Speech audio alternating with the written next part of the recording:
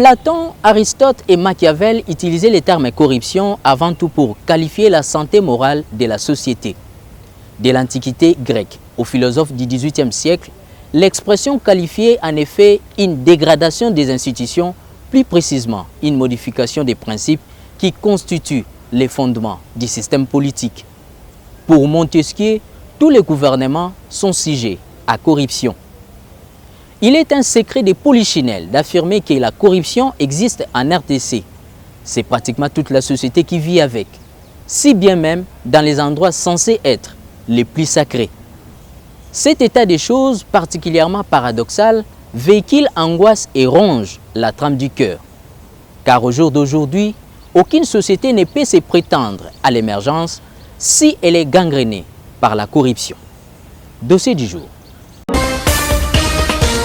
Justicia, pour tout savoir sur les droits. En République démocratique du Congo, la corruption gangrène la quasi-totalité des secteurs de la vie nationale, devenant présente dans les quotidiens congolais. Aucun secteur n'est épargné par ces phénomènes. Au public comme dans les privés, la corruption est bien là. L'une des grandes faiblesses ou des grandes antivaleurs qui dominent ou qui nous amènent en arrière dans notre société, c'est la corruption. Que nous vivons au quotidien, même en dormant par moments de façon inactive, le Congolais, parce que c'est devenu un mode de vie, le Congolais vit et pose des actes de corruption sans le savoir. Devant la corruption, et les chrétiens, et les croyants, et les animistes disparaissent. Pour preuve, c'est que j'ai toujours dit, que les salaires à la République du Congo, c'est un facteur criminogène.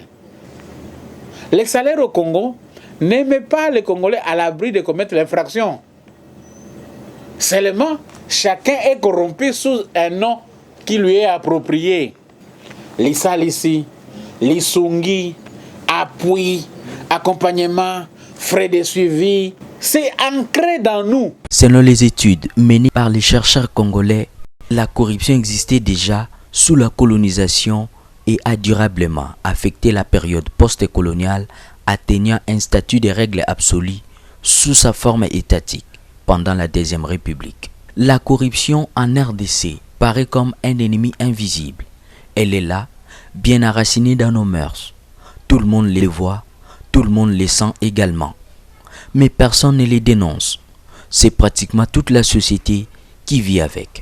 Lorsqu'il faut acheter, et on doit se mettre sur la ligne, et celui qui était 18e devient 10e, parce qu'il a donné un peu d'argent aux sentinelles qui sont là. Qui est épargné? Il y a une corruption énorme dans les hôpitaux. L'enseignement est très corrompu en RDC. Il suffit de voir le niveau de l'enseignement. C'est un niveau né de la corruption. Personne n'en parle. Pourquoi? Parce que les parents sont les grands acteurs. Tala, moi, Nanangaï, à comme il a 17 ans. Bon, à 17 ans, il a deuxième CO. Ils donnent l'argent. Une fois dans les entreprises, les élèves corrompus ne sont pas capables de fournir les travaux pour lesquels ils ont été embauchés. Les pays en pâtissent. De plus en plus, des élèves font des propositions à leurs professeurs, de l'argent, des faveurs sexuelles pour gagner des points. On appelle cela les points sexuellement transmissibles. J'ai été victime de la corruption via un professeur, un grand professeur à l'université de Kinshasa. Le professeur m'a vraiment mené la vie dure. J'étais obligée de reprendre la 3e année parce que je n'avais pas cédé. Dans le démarche de la corruption, il y a le corrompu et il y a le corrupteur. Parfois, ce sont les étudiants qui se mettent en position de faiblesse. Ça, on ne peut pas se voiler la figure. Dans l'administration, elle s'est érigée en mode de fonctionnement.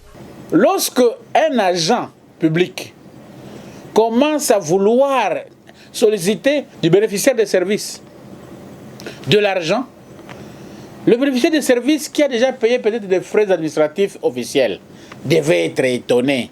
Tout celui, autorité ou pas, qui bénéficie de quelque chose dont il est sûr qu'il ne mérite pas, il est déjà dans la corruption. Croyant aux valeurs éthiques et républicaines dans l'accès aux charges publiques, plusieurs candidats, sénateurs, à l'élection sénatoriale du 15 mars 2019 se sont retirés de la course suite à la mise à prix des voix par les grands électeurs. Quand on dit on va faire la politique, quel est notre objectif?